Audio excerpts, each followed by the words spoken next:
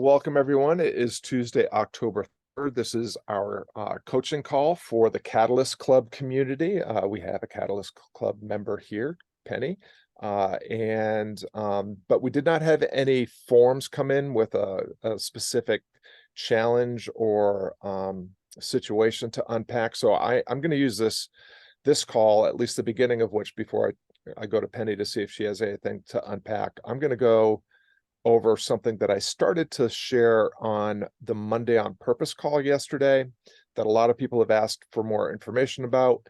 And so what this is this is going to be a framework for thinking about how to step into and stay in your zone of genius, that the work that you love to do more often, and how to use something of mine that I call the Zest Barometer to kind of be checking in with yourself and course correcting if you find yourself feeling a little dissonance about whether or not you're actually, sharing your from your superpower in any given moment of your day, doing the work that you do, making the difference that only you can make. So the first part is these are 4 lenses that I got from Dan Sullivan. He is a pretty famous in the coaching world. He has a program called, or a platform called, Strategic Coach. I've never visited that platform, but I've read a bunch of his books and I really like his stuff. He works often with co-author Benjamin Hardy, and some of you have heard me talk about Benjamin and his work. Dan has this thing that he calls unique ability. And if you are familiar with my work, unique ability in Dan's language would be that skill or superpower that really lights you up and energizes you, when you're doing that work. And in my language, I would say unique ability could be defined as the difference only you can make, that unique set of talents and experiences and skills and perspective that you bring to doing the work that you're meant to do or love to do, that work that makes you feel like you're living your legacy. You might think of it as purpose, passion, calling, sacred duty, whatever you want to call it. It's doing the work that really lights you up and energizes you. That's at the center of this circle. Going out, there's excellence, competence, and incompetence. So we're always striving to be in our unique ability because that's where we're doing our best work. We have our biggest impact, and we're doing work that fills us with a sense of fulfillment, meaning, and purpose, and it gives us energy. Turns out that the other place that we can do that is in incompetence, because the thing about incompetence is you have no expectation that you're going to be good at this. Incompetence is when there's something that's worth exploring, you don't know anything about it. And so you can go in with an attitude of playfulness, experimentation, just fooling around with an idea or a skill. And there's no stress because there's no expectation that you're going to be good at it. The stress lies in excellence and competence. So excellence are those things that also kind of come natural to you, like your unique ability, the things that you're good at. Maybe they're talents that you have, maybe they're skills that you've developed that align with your talents or your disposition, your temperament and tolerances, but they exhaust you. It's not the work that you love to do. So excellence is, okay, I'm good at this, but just because you can doesn't mean you should, because it's actually depleting and exhausting you. And then competence is a stage where maybe you've moved from incompetence to competence, and it's something that will serve your zone of genius, that unique ability, but you're only good enough to do it pretty good when you're really thinking about it, when you're putting a lot of focus, attention, and energy into it. So it's stressful because there's a lot of effort and cognitive and physical effort going into it, focus, attention, and all that. And you know that you're not that good at it, so you've got all the narratives around people judging you or you judging yourself about your level of competence in this thing. So unique ability is where we want to be, doing the work that we love to do, that fuels us, fills us with a sense of fulfillment, meaning, and where we can make the most impact. Excellence, stuff we're good at that maybe it would be better if we automated that or got someone else to do it. Competence, that place where we live between incompetence and unique ability, where it's something that might help augment our unique ability, but we're not quite there yet. We haven't gotten to excellence or unique ability. And then incompetence, which might be things that we're just trying, or they might be skills that we know we need to learn, but we just haven't experienced much. Does that much make sense to you, Penny? Yeah, yes. I think that the big thing that I learned and I wonder about is these things don't happen overnight. And I think working with you to find a process and a way is so important. Yeah. Well, I really appreciate that reflection, because what I found is, and you've actually been part of this journey for me, is when I'm working with someone that's a freelancer, a coach, a solopreneur, or a creative that um, has a business that is, either just getting started, but they're really excited about, or something that they've been doing for a while, but it's just not, they're not able to make enough of a living at it to really justify all the time, energy, money that they've invested. If you just concentrate on, okay, here's someone that wants to get this result, I'm going to help them get this result. Sometimes they get it, because sometimes that result they want is putting them in their zone of genius and their unique ability and the difference only they can make. Sometimes they don't get it, and it can happen because of this this other piece, which I call the Zest Barometer. So the Zest Barometer is something I coined. That's a way of measuring, or when you notice that you are consistently feeling depleted, frustrated, impatient in a specific task or a specific, part of your daily routine, you check your Zest Barometer by saying, I noticed that this thing that I'm doing is not really fueling and fulfilling me. I'm feeling a little lost and depleted. Am I doing the wrong thing, or am I doing the thing wrong? If you're doing the wrong thing, you need to figure that out so you can stop doing that thing. Because if you're putting a lot of energy, time, and effort, focus, and attention to the wrong thing, you are getting further away from what you really want, which is to be playing your game all in, full out, on your terms, without compromise. If you're doing the thing wrong, which can be very frequently the thing, it may be that you're doing the thing that you should be doing, but you're not operating from that unique ability. You're in excellence or competence. And in which case you need to recognize that and figure out, okay, so how do I close the gap to have this augment my unique ability?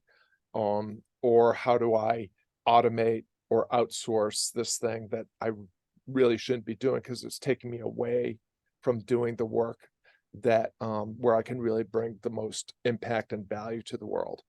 So here's the thing that relates to what you were saying, Penny, is by checking your Zest Barometer, one of the things that you're kind of also double checking is what you were talking about. Like, does it take time? Of course.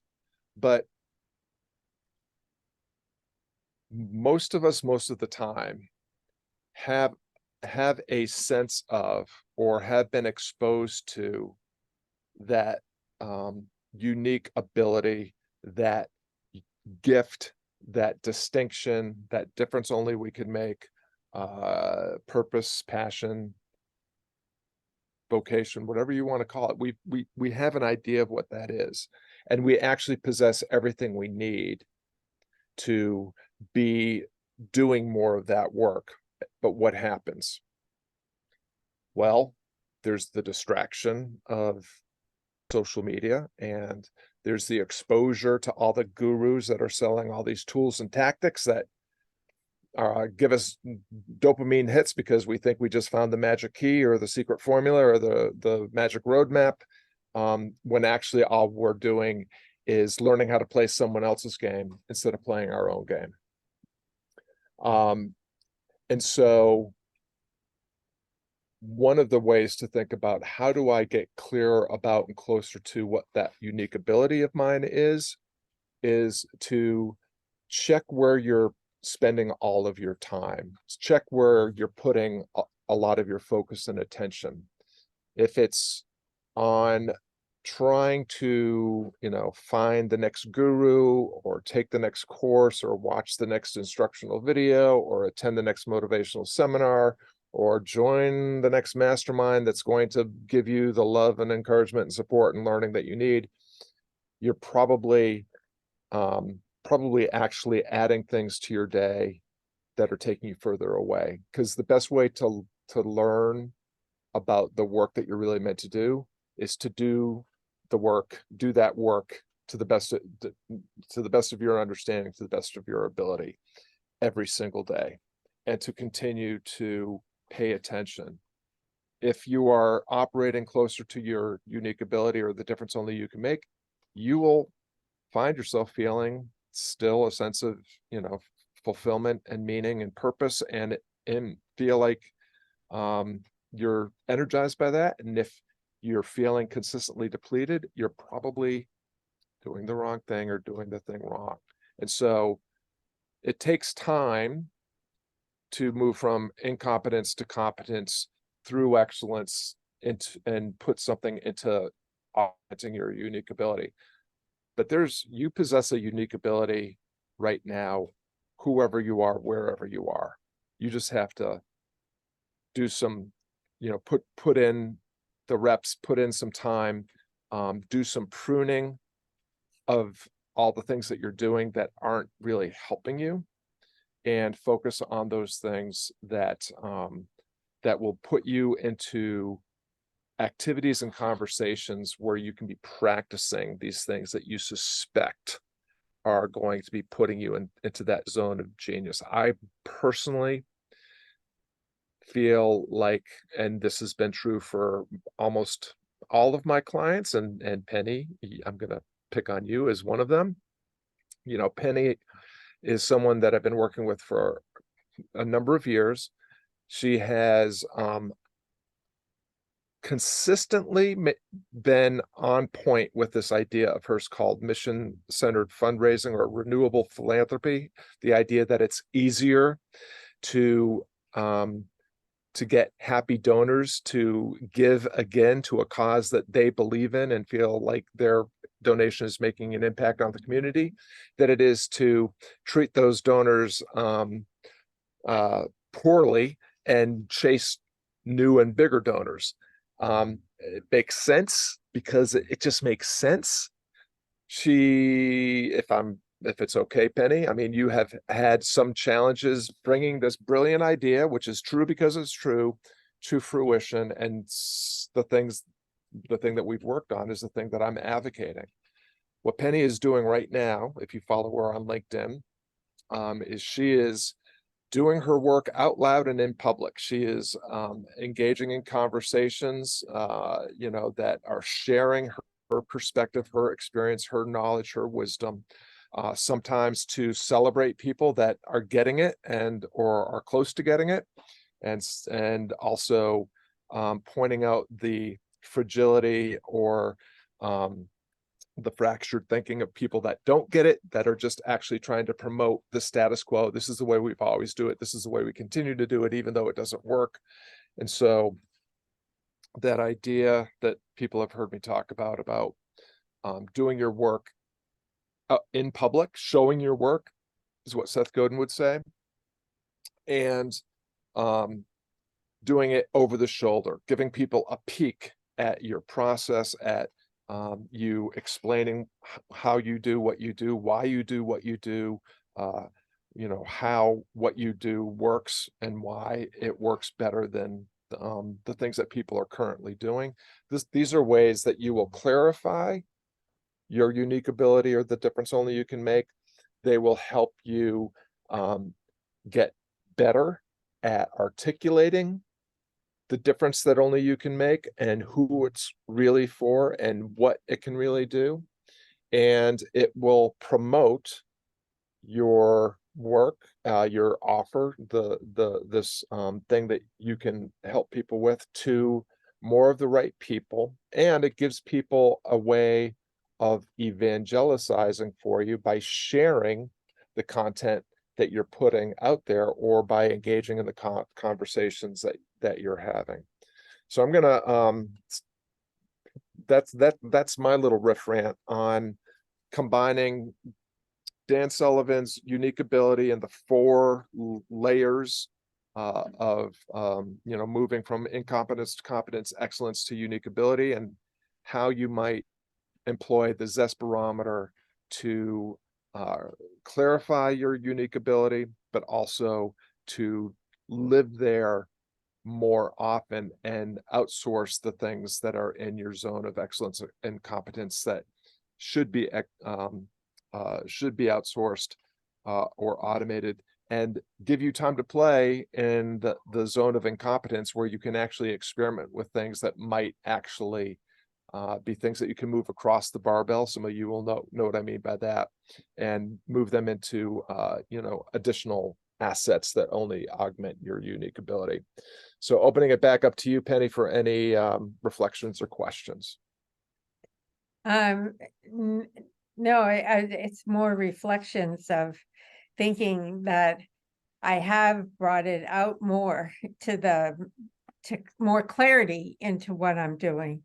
And I'm going to take another shift where I've been talking about the donors, thinking that the fundraisers reading it would be interested in ideas about the donors. I'm going to switch now and talk to fundraisers and try to move them, and the donors will come along. I just think maybe I've been playing in that incompetence where it's been an amazing learning for me to work with you and to connect with other people, so that you see what they're struggling too, so you don't feel that you're the only ones with these kind of learnings that you're trying to do in order to do what you want to do. Yeah. Well, you share something that I think is worth highlighting, which is, when you look at what seems to be succeeding in the online marketing digital offer world, it looks like everybody's an expert and everybody has the answer. And these are always, often, I'm spending a lot of time learning more about artificial intelligence and how it can be leveraged to help amplify me and the work that I do and the difference I want to make, and how it can help automate some things that should be automated because they can be done better through automation and AI.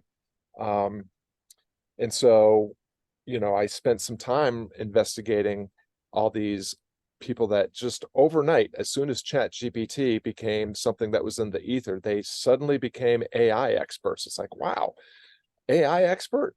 Just 2 weeks ago, you were a Facebook ad expert. And right before that, you were an Instagram expert. And and so, there's people that are just that are chasing the trends and trying to generate content and to generate offers just because something is trendy at the moment.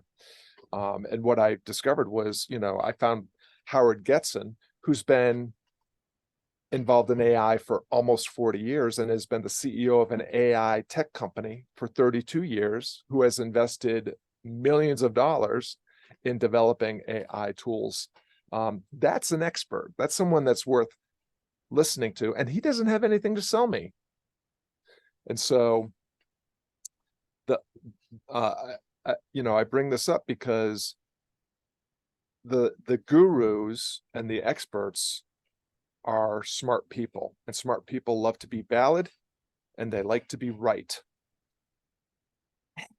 I find that the kind of people that are actually worth listening to and working with are people that who only want to be helpful and useful and have the intellectual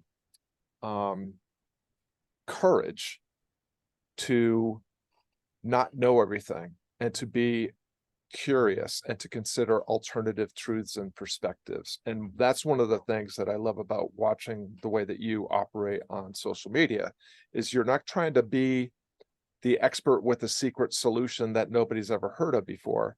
You're engaging in conversations, and often it's your argument is just in a question that reveals that the faulty reasoning of the expert that's telling you that this is the only way to become a better fundraiser or to do fundraising, or to prop up the traditional way, which clearly is not working. Otherwise, people wouldn't be talking about it so much. They'd actually be raising money.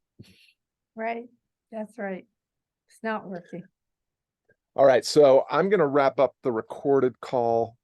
I did record, didn't I? Yes. Oh, yeah. Okay. Recording. Phew. Technology man has been known to forget to press the recording button. So I'm going to end the recording there, but then you and I can hang out and see if there's anything else that you need some help with.